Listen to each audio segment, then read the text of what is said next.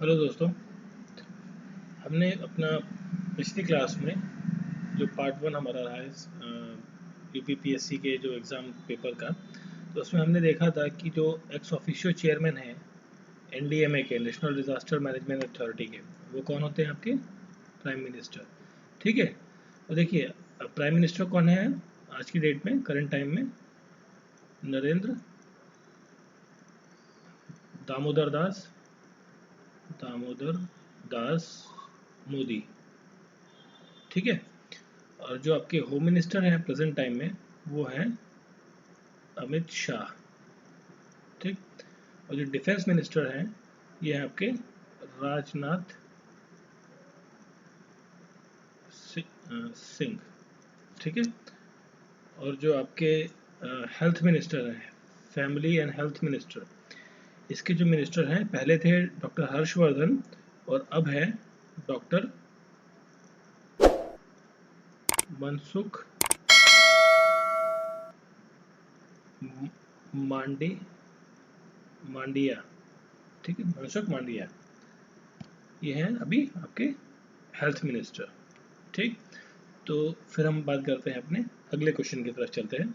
तो हमारा next question क्या कहता है कि ये कहता है कि जो पुलिट्जर अवार्ड है, पुलिट्जर अवार्ड बेसिकली किसमें, जर्नलिज्म में दिया जाता है।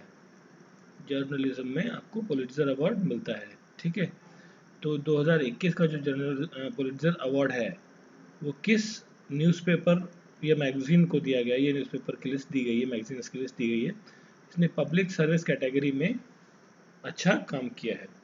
तो इसका जो आंसर है वो है न्यूयॉर्क टाइम्स। न्यूयॉर्क टाइम्स को पुलिट्जर अवार्ड मिला है 2021 का under the category of public service.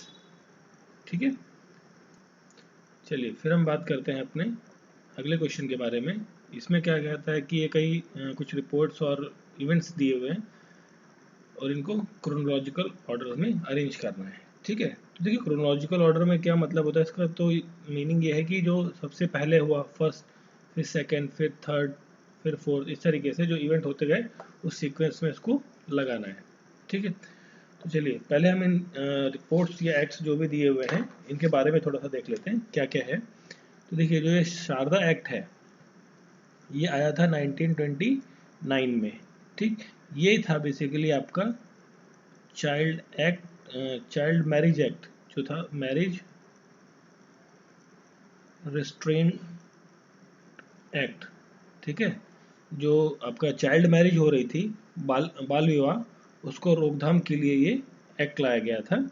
ठीक है, और इस एक्ट में जब ये लाया गया 1929 में, उस टाइम पर एक एज सेटअप किया गया कि जो गर्ल चाइल्ड है, गर्ल, उसकी एज जो है वो कितनी रहेगी, 14 ईयर्स, और बॉय की जो है, जो बॉय है लड़का, उसकी उम्र रखी गई 15 साल। ठीक है, उसके बाद 1949 में, ठीक है, आफ्टर इंडिपेंडेंस, जो इसमें चेंजेस हुए, जो गर्ल की एज है उसे क्या कर दिया गया, 15 ईयर कर दिया गया इस टाइम पे 1949 में, और बॉय की एज जो है वो 15 सेम बनी रही। उसके बाद फिर कुछ और अमेंडमेंट हुए इस एक्ट में, चाइल्ड मैरिज रिस्ट्रेंट एक्ट में, ये हुआ 1978 में। इसमें जो है गर्ल चाइल्ड जो है, गर्ल, उसकी एज को बढ़ा दिया 15 से 18 साल की। ठीक है, जो गर्ल है उसकी मिनिमम एज जो रखी गई वो 18 साल, वो इस ईयर में कर दिया गया। फिर जो बॉय है, लड़का है, उसकी एज इसमें बढ़ा के 15 से आपकी क्या कर दी गई, 15 से कर दी गई 21 साल। ठीक है, अरे सॉरी, इसमें जो बॉय की एज थी, जो आपका 49 था, उसमें 18 कर दी गई थी बॉय की एज। ठीक है, ये हो गया आपका बॉय का 21 एज। ठीक है, तो ये इवेंट हुआ आपका 1929 में। फिर हम बात करते हैं नेहरू रिपोर्ट की। ठीक है, नेहरू रिपोर्ट आई थी 1928 में। ठीक है, अब ये नेहरू कौन से हैं? ये हैं आपके मोतीलाल नेहरू। मोतीलाल नेहरू के बारे में यहाँ बात कर रहे हैं। ठीक है, थोड़ा सा रबिंग कर लेते हैं। चलिए, ये शारदा एक्ट जो था ये कब आया हमारा, 1929 में। फिर नेहरू एक्ट आया आपका 1928 में। ठीक है, और नेहरू एक्ट में क्या बात कही गई, इन्होंने कहा कि भाई इन्हें फेडरल स्ट्रक्चर बनाया जाए, एक कॉन्स्टिट्यूशन का सेटअप किया जाए, इस तरीके की संविधान बनाया जाए, इस तरीके की कुछ बात नेहरू रिपोर्ट में की गई थी। ठीक है, और ये आया 1928 में। जैसे कि अब देखिए, फिर ये है आपका साइमन कमीशन। साइमन कमीशन कब आया? ये आया 1927 में। ठीक है, इसकी स्थापना हुई और ये जब आया आपका साइमन कमीशन क्या था? भारत आया था कुछ चीज़ों की जांच करने के लिए। ठीक है, और फिर आपकी ये है डांडी मार्च, काफ़ी इंपॉर्टेंट है। डांडी मार्च कब हुई थी? 1930 में। इसकी डेट काफ़ी इंपॉर्टेंट है, कई बार एग्जाम्स में आती है, दूसरे एग्जाम्स में भी देखने को मिली है। 12 मार्च से लेके 6 अप्रैल, ठीक है, 1930 को डांडी मार्च हुआ था। डांडी मार्च को और क्या कहते हैं? सॉल्ट सत्याग्रह, सत्याग्रह भी कहा जाता है। ठीक है, और किसके द्वारा किया गया था इनिशिएट? महात्मा गांधी के द्वारा। ठीक है, तो अब हमें क्या है, सारे साल मिल गए। ठीक है, सारे ईयर्स हमें मिल गए यहाँ पर। ठीक है, देखिए आपका क्या था? पहला शारदा एक्ट 1929 में, फिर नेहरू रिपोर्ट 1928 में, साइमन कमीशन 1927 में, और ये 1930 में। ठीक है, तो हमको अरेंज करना है क्रोनोलॉजिकल। तो देखिए सबसे पहले क्या हुआ आपका,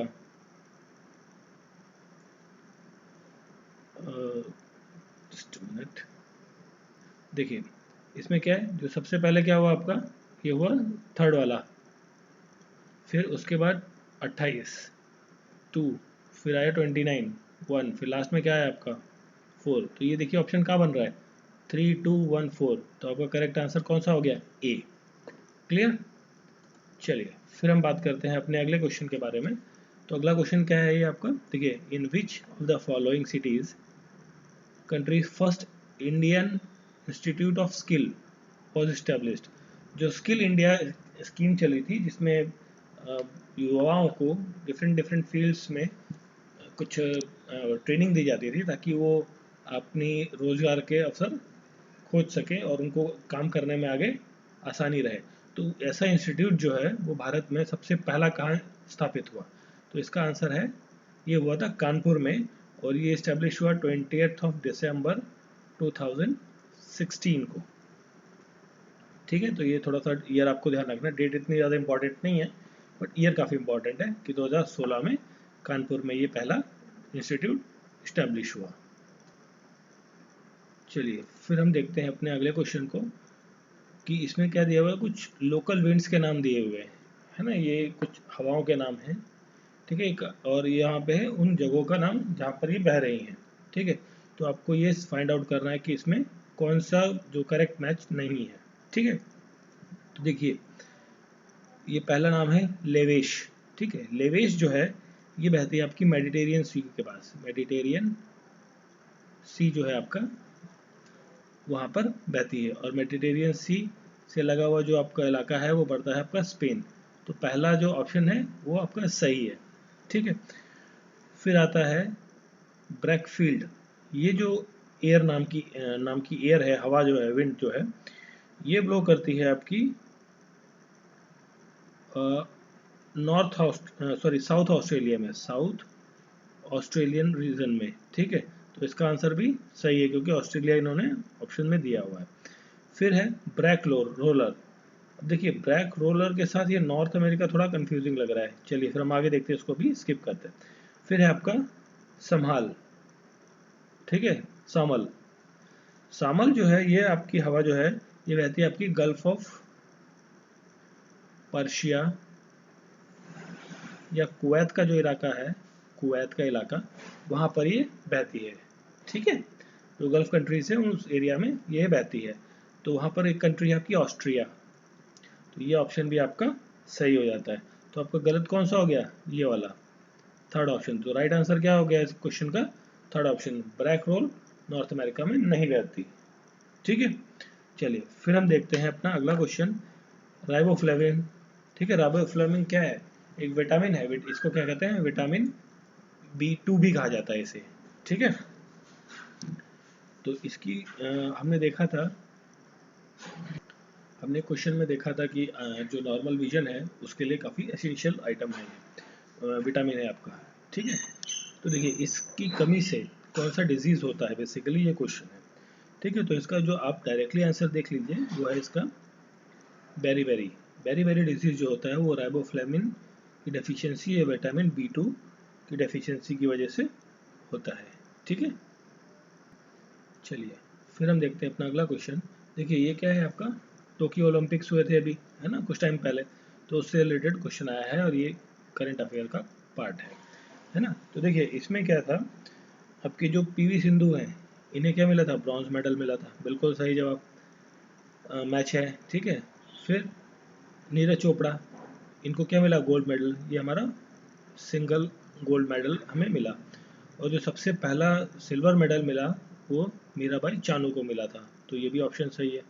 जो बजरंग पुनिया, इन्हें मेडल तो मिला है बट सिल्वर नहीं है, वो है आपका ब्रॉन्ज,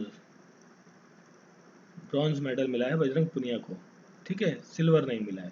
तो आपका जो गलत ऑप्शन है वो है आपका बजरंग पुनिया। ठीक है, अब ये देखिए ये एक आपका सेंसेक्स जो है आपका, सेंसेक्स जो होता है वो क्या है, बॉम्बे स्टॉक एक्सचेंज का एक पॉपुलर इंडेक्स है। ठीक है, और इसमें पूछा गया है कि कितनी, how many blue chips companies listed हैं PSC के अंदर, बॉम्बे स्टॉक एक्सचेंज के अंदर। तो इसका आंसर आप डायरेक्टली देख लीजिए, इसका जो राइट आंसर है वो है 30 blue chips companies, 30 blue chips companies जो है वो लिस्टेड हैं BSC के अंदर। ठीक है, फिर देखते हैं हम अपने इस क्वेश्चन के बारे में। देखिए यहाँ पर क्या पूछा है, रिंगलमैन। ठीक है, रिंगलमैन स्केल कहाँ यूज़ किया जाता है। ठीक है, तो देखिए रिंगलमैन जो है वो स्मोक डिटेक्ट करने के लिए, जो धुआं फैला हुआ है एनवायरनमेंट में, कितनी क्वांटिटी में फैला है ना, तो ये सब डिटेक्ट करने के लिए क्या यूज़ किया जाता है, रिंगलमैन स्केल। ठीक है, अब देखिए यहाँ क्या है, पॉल्यूटेड वाटर को मेजर करने के लिए, पॉल्यूटेड वाटर को मेजर करने के लिए जो यूज़ किया जाता है वो है आपका एक तरीके से टर्बिडिटी मीटर, टर्बिडिटी मीटर। ठीक है, टर्बिडिटी मीटर आपको यूज़ किया जाता है वाटर पोल्यूशन को मेजर करने के लिए। ठीक है, और जो फॉग है, फॉग को मेजर करने के लिए गैर्बर, गैर्बर नाम का एक इंस्ट्रूमेंट है वो यूज़ किया जाता है। ठीक, और जो नॉइस को मेजर करने के लिए वो होता है डोसीमीटर। ठीक है, और इसका यूनिट क्या होता है, डेसिबल, डीबी लिखते हैं ना, तो वहीं से मिला है डोसीमीटर। ठीक है, तो ये डिफरेंट इंस्ट्रूमेंट्स हो गए इन चीज़ों को मेजर करने के लिए। चलिए फिर हम बात करते हैं, एक आप स्टैटिक क्वेश्चन हो गया एक तरीके से ये, थीम बतानी है आपको वर्ल्ड यूथ स्किल डे की। ठीक है, और ये कब मनाया गया 2021 में, 15 जुलाई को, 15 जुलाई को ये मनाया गया वर्ल्ड यूथ स्किल डे। और इसका जो थीम था वो था री imaging youth skill post pandemic. ठीक है, तो ये आपको डायरेक्टली ध्यान रखना है कि इसका जो थीम था वो आपका ये था, और राइट आंसर इसका है ऑप्शन नंबर डी। ठीक है, चलिए फिर हम बात करते हैं अपने अगले क्वेश्चन के बारे में। ये क्वेश्चन क्या कह रहा है कि, ये क्वेश्चन कहता है कि जो भारत है आपका, ठीक है, जैसे ये आपका भारत है, ये आपका नॉर्थ वेस्ट का इलाका है ना, ये इस तरीके से। तो ये क्वेश्चन में ये पूछता है कि जो नॉर्थ वेस्ट है आपका, ये नॉर्थ वेस्ट है आपका जोन भारत का, है ना, तो इस जोन में विंटर के टाइम पे, जो आपका अभी टाइम चल रहा है सर्दियों में, सर्दियों का टाइम कब आता है, दिसंबर से फरवरी तक, है ना, इस टाइम पर बारिश कौन करता है, किसकी वजह से होती है। ठीक है, देखिए साउथ वेस्ट मानसून जो है वो कहाँ है आपका, यहाँ देखिए भारत ऐसा है ना इस तरीके से, तो साउथ वेस्ट मानसून तो यहाँ पर आया है, ये तो स्टार्टिंग है, जब आपका मानसून जून और जुलाई के आसपास में आता है, तो वो इस टाइम यहाँ से आता है साउथ वेस्ट मानसून से। साइक्लोनिक जो डिस्टर्बेंस है वो कहाँ होती है आपकी, बे ऑफ बंगाल की खाड़ी में, और यहाँ पे अरेबियन सी में समटाइम्स देखने को मिलती है। ठीक है, तो ये दो ऑप्शंस तो आपके नहीं होंगे। अब देखिए कन्फ्यूजन होती है रीट्रेटिंग में और ये वेस्टर्न डिस्ट्रीब्यूशन डिस्टर्बेंस में। तो देखिए रीट्रेटिंग मानसून जो होता है ये बेसिकली होता है आपका अक्टूबर या नवंबर के बीच में। ठीक है, तो जो अक्टूबर नवंबर जो अभी का टाइम चल रहा है, इस बीच में जो बारिश हो रही है वो रिट्रीटिंग मानसून की वजह से हो रही है। ठीक है, बट यहाँ पर बात की है इसने विंटर के बारे में, अभी हमारा क्या है, ऑटम चल रहा है, ये विंटर नहीं है अभी आपका। ठीक है, डोंट बी कंफ्यूज कि आप विंटर में हैं इस टाइम पे, ये ऑटम ब्रेक चल रहा है। जनरल स्कूल्स में आपने देखा होगा कि ऑटम ब्रेक होती है ना, एक हफ्ते की या 10 दिन की ऐसी छुट्टियाँ मिलती हैं स्कूल्स में, तो ये ऑटम ब्रेक है, ऑटम का टाइम है ये। ठीक है, तो इसका जो करेक्ट आंसर है वो ऑप्शन नंबर सी है, वेस्टर्न डिस्टर्बेंस की वजह से। जो यहाँ पर जो डिस्टर्बेंस होगी वेस्ट में, उसकी वजह से सर्दियों में बारिश होती है। क्लियर? इसका जो करेक्ट आंसर है वो आपका ऑप्शन नंबर सी है। ठीक है, चलिए फिर हम बात करते हैं अपने अगले क्वेश्चन के बारे में। तो जो नेक्स्ट क्वेश्चन है हमारा वो ये पूछ रहा है, कह रहा है कि इनमें से कौन सा जो बिल है वो विच one of the following bill can not be first introduce in the Rajya Sabha. मतलब राज्यसभा में सबसे पहले वो नहीं डाला जा सकता, उसको लोकसभा में ही जाना पड़ेगा, फिर वो बाद में राज्यसभा जाएगा। ठीक है, नॉट है ना। देखिए आजकल क्वेश्चंस में नॉट बहुत यूज़ किया जाता है। तो देखिए ऑर्डिनरी बिल आप राज्यसभा लोकसभा कहीं भी डाल सकते हैं। कॉन्स्टिट्यूशनल अमेंडमेंट बिल ये भी आप कहीं भी डाल सकते हैं, लोकसभा में या राज्यसभा में। ठीक है, देखिए लोकसभा को क्या कहते हैं, लोअर हाउस, और राज्यसभा को अपर हाउस कहा जाता है। ठीक है, ये अनदर नेम है दोनों का। स्टेट रीऑर्गेनाइजेशन, मतलब जो हमने बात की थी ना आर्टिकल 1 to 5 के बीच में, 4 के बीच में, है ना, रीऑर्गेनाइज करना है उनको, बाउंड्री चेंज करनी है, नाम बदलना है, डिवीजन करना है, ये सब चीज़ें इसमें आ रही हैं। ये भी आप किसी भी सदन में इनिशिएट कर सकते। अब देखिए यहाँ पर जो मनी बिल है, ठीक है, तो मनी बिल जो है वो सबसे पहली बात तो इम्पोर्टेंट है कि ये प्रेसिडेंट की अनुमति के साथ आता है। प्रेसिडेंट पहले उसको अप्रूव करते हैं इस बिल को, फिर ये लोकसभा में इंट्रोड्यूस किया जाता है, ना कि राज्यसभा में। ठीक है, ये इकलौता बिल है जो आपका राज्यसभा नहीं जाता इन ऑप्शंस में से। ठीक है, तो करेक्ट आंसर क्या है आपका, ऑप्शन डी। चलिए फिर हम बात करते हैं। देखिए एक क्वेश्चन है आपका बोटोलिज्म। ठीक है, बोटोलिज्म ये क्या है, एक तरीके की बीमारी है। ठीक है, और ये होती है बेसिकली आपकी वाटरन बॉर्न डिजीज है। ठीक है, जैसे आपने देखा होगा दांत खाज खुजली, है ना, जो दाद होता है, इस तरीके के जो बीमारी फैल जाती है पानी की वजह से फैलती है। ये बेसिकली आपका जो कोस्टल एरियाज है, मेराइन एरियाज वहाँ देखने को मिलती है। ये आपका यहाँ मिलेगी, या फिर आपका जो आपका डेजर्ट का इलाका है, डेजर्ट के जोन में आपको इस टाइप की डिजीज देखने को मिलती है। वाटर बॉर्न इन्फेक्शियस डिजीज है आपकी ये बोटुलिज्म। ठीक है, फिर आपका नेक्स्ट क्वेश्चन आता है, आंसर नंबर आपका option number C correct answer है। फिर 39 क्वेश्चन जो है वो क्या कहता है, सारस आजीविका मेला। ठीक है, ये जो है 2021 का किस शहर में ऑर्गेनाइज किया गया। देखिए ये जो है आपका ऑर्गेनाइज किया गया था नोएडा में। ठीक है, ग्रेटर नोएडा में बेसिकली, है ना, ग्रेटर नोएडा में। ठीक है, और वहाँ पर एक है नोएडा हार्ट के नाम एक जगह है, नोएडा हार्ट।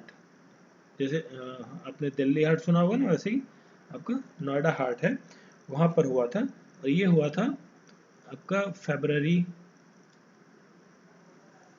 2021 के टाइम पे।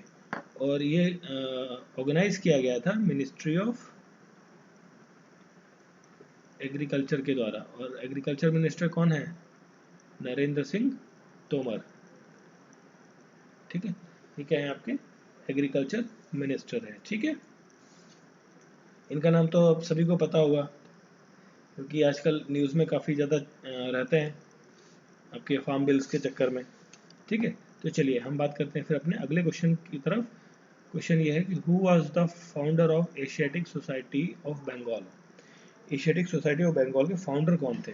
ठीक है, तो इन सभी नामों के बारे में थोड़ा सा देख लेते हैं क्या क्या है इनका।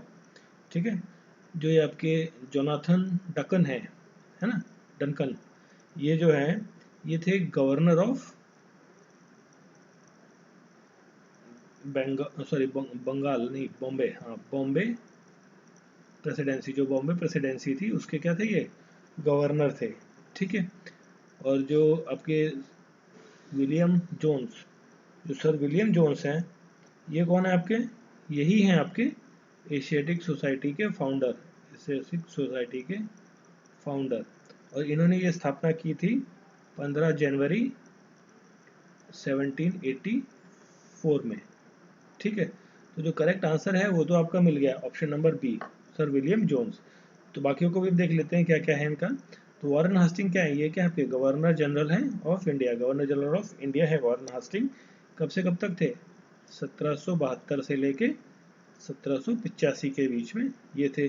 और जो विलियम बेंटिक है, इनके बारे में आप जानते ही होंगे, क्या थे ये, ब्रिटिश सोल्जर थे, ब्रिटिश सैनिक थे।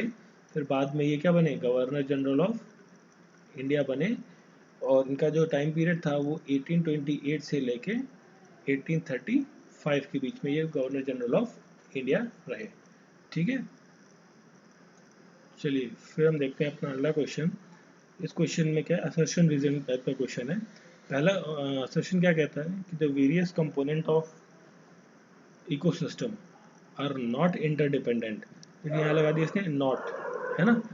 तो ये स्टेटमेंट क्या है आपकी, गलत हो जाती है, असर्शन आपका गलत हो जाता है। क्योंकि देखिए कोई भी चेन है इकोसिस्टम के अंदर, है ना, चाहे आप वॉर्म से ले लें, जो आपका अर्थ वॉर्म है ना, अर्थ वॉर्म, वहाँ से लेके आप जो आपका ह्यूमन बींग है ना, तो सारी चीज़ें क्या है, अर्थ फॉर्म है, फिर प्लांट्स आएगा, फिर कार्निवोरस आएगा, ओमनीवोरस आएगा, ये सारे जो चेन्स हैं ये क्या एक दूसरे से डिपेंडेंट है। तो इंटर डिपेंडेंट तो है ही सारे, नॉट तो वाला ऑप्शन बनेगा ही नहीं, है ना, तो ये आपका गलत हो गया। फिर बात करता है कि ह्यूमन एक्टिविटीज़ जो है आपकी, वो इम्पैक्ट करती हैं किस पे, इन्वायरमेंट पे, डेफिनेटली करती हैं। ह्यूमन एक्टिविटीज़ की वजह से क्या है, आज का इन्वायरमेंट जो है काफ़ी ज़्यादा हार्श हो चुका है ना। तो ये सेकंड ऑप्शन है रीज़न, वो तो सही है, बट पहला जो असर्शन है वो गलत है। तो जो आपका करेक्ट आंसर बना वो कौन सा बना, फर्स्ट रॉन्ग और सेकंड ट्रू, तो डी ऑप्शन करेक्ट हो गया आपका। ठीक है, चलिए फिर हम देखते हैं इसके बारे में। ये क्वेश्चन है, इसमें भी आपको क्रोनोलॉजिकल ऑर्डर में अरेंज करना है। तो देखिए इसमें देखिए पहला दिया हुआ है गोलकनाथ केस। ठीक, तो जो गोलकनाथ केस है ये हुआ था आपका 1967 में। और ये सारे जितने भी केसेस हैं ये मोस्टली किससे रिलेटेड है, फंडामेंटल राइट्स से।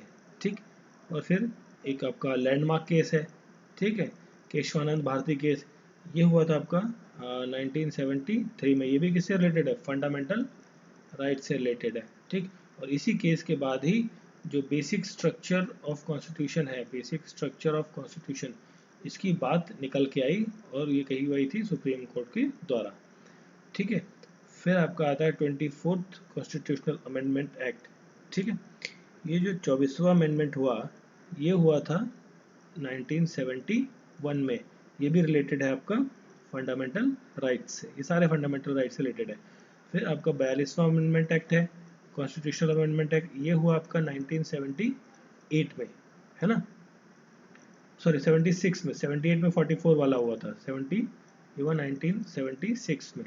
ठीक है, और इसको इस वाले एक्ट को क्या कहा जाता है, mini constitution of India, mini constitution of India. ठीक है, क्योंकि इस एक्ट में जो आपका अमेंडमेंट हुआ, इसमें इस वाले अमेंडमेंट में 42वें अमेंडमेंट में कई सारी चीज़ें बदली गई, इसलिए इसे मिनी कॉन्स्टिट्यूशन भी कहा जाता है। तो चलिए अब हमको मिल गए सारे ईयर्स, तो हम देखते हैं सबसे पहला कौन हुआ। सबसे पहले हुआ आपका गोलकनाथ केस, है ना, तो 1। फिर आपका हुआ 71 मतलब थर्ड ऑप्शन। फिर हुआ 73 वाला केशवानंद भारती।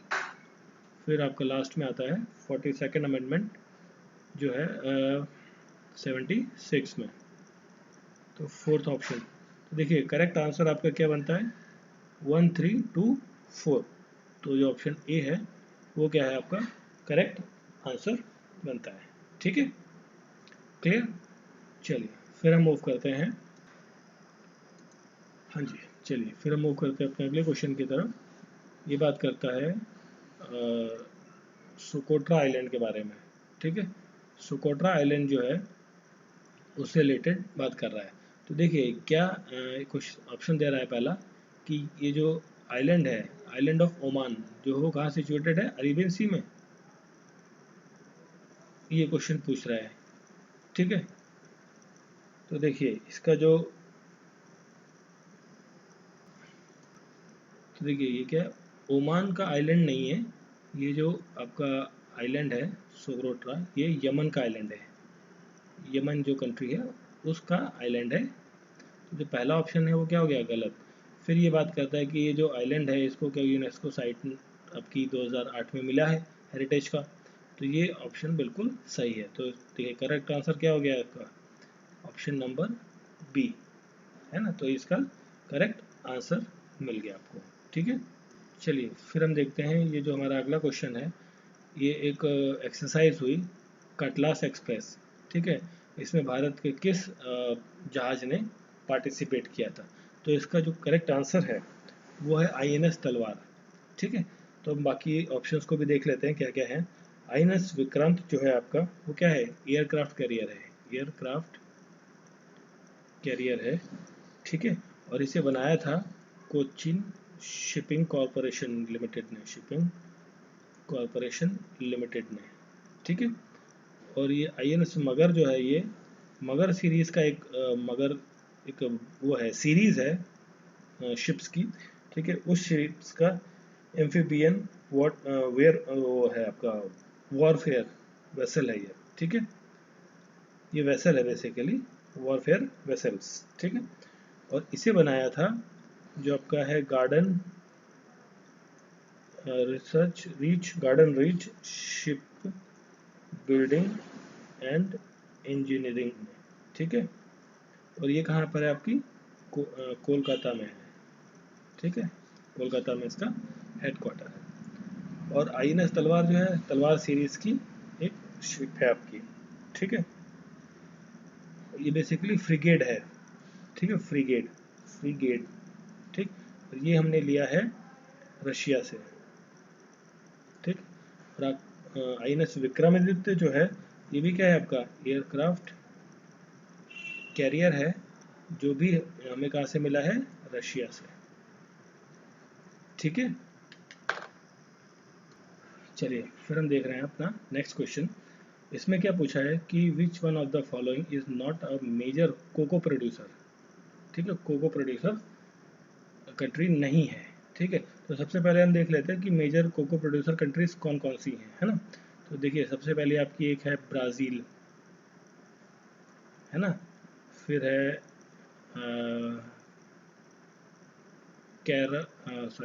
कैमरून, ठीक है। फिर है डोमिनिकियन, ठीक है।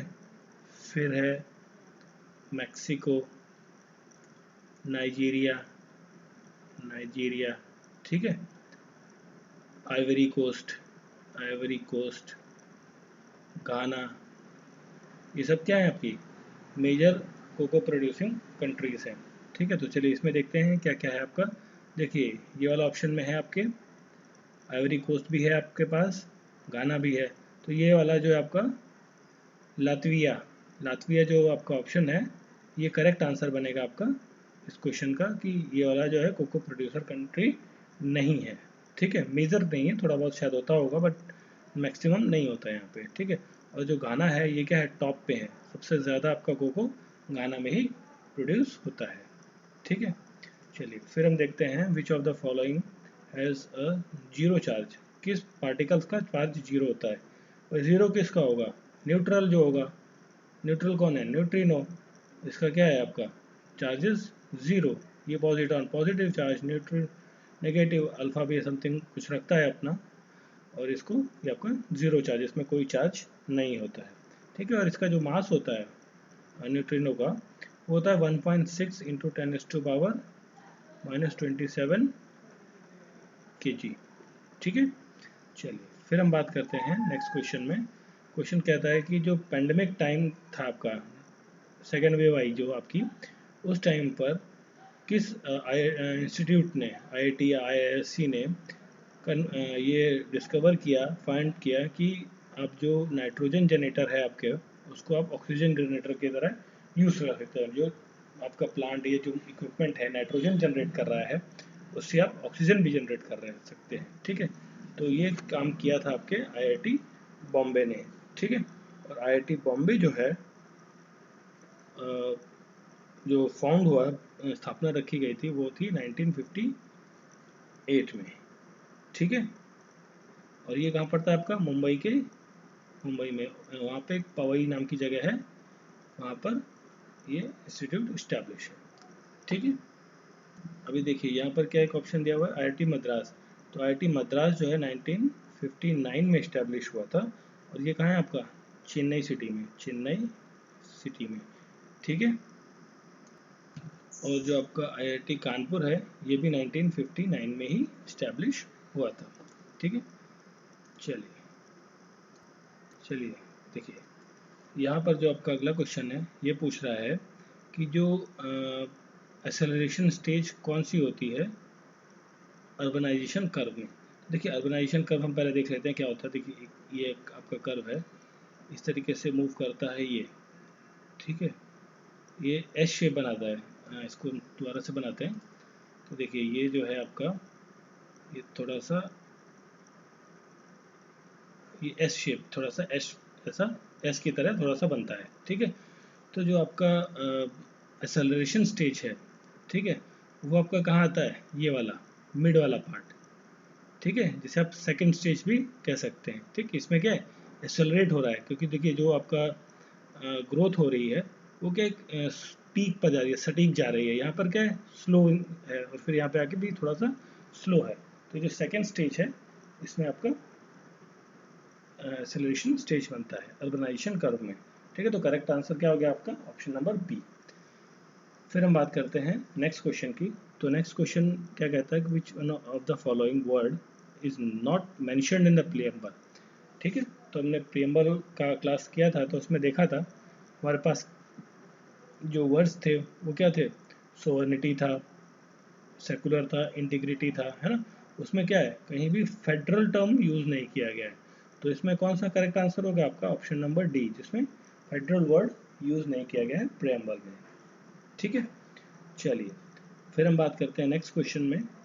नेक्स्ट क्वेश्चन क्या है, इसमें से कौन सा व्यक्ति जो है आईएनसी का प्रेसिडेंट नहीं रहा। आईएनसी मतलब इंडियन नेशनल कांग्रेस, हम बात कर रहे हैं यहाँ पे बिफोर इंडिपेंडेंस में, है ना।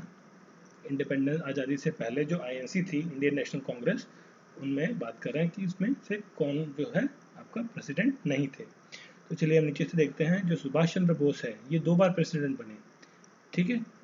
तो पहली बार तो थे 1938 में, फिर दोबारा जब चुने गए 1939 में, ये वापस प्रेसिडेंट चुने गए, ठीक है।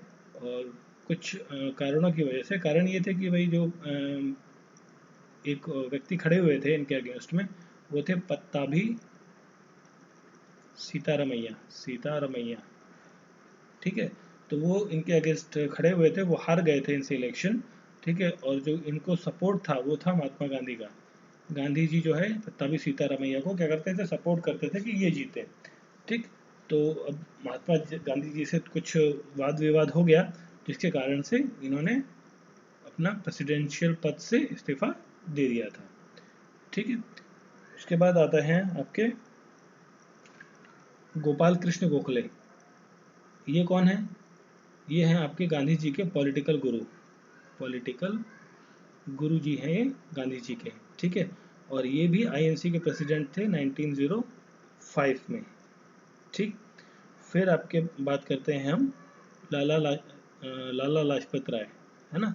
लाला लाजपत राय, साइमन कमीशन से नाम याद होगा आपको कि इनका जो नाम है वो साइमन कमीशन में, इनकी साइमन कमीशन जब भारत आया था, ठीक है, 1927 में, उस टाइम पर इनका साइमन का विद्रोह करते हुए इनकी मृत्यु हो गई थी, ठीक है। और ये भी जो थे लाला लाजपत राय 1928 में आईएनसी के प्रेसिडेंट थे उस टाइम पर, ठीक है, जिस टाइम पर ये साइमन कमीशन का विद्रोह कर रहे थे, ठीक। अब जो बचे आपके बाल गंगाधर तिलक, बाल गंगाधर तिलक जो है वो आईएनसी के प्रेसिडेंट कभी नहीं बने, ठीक है।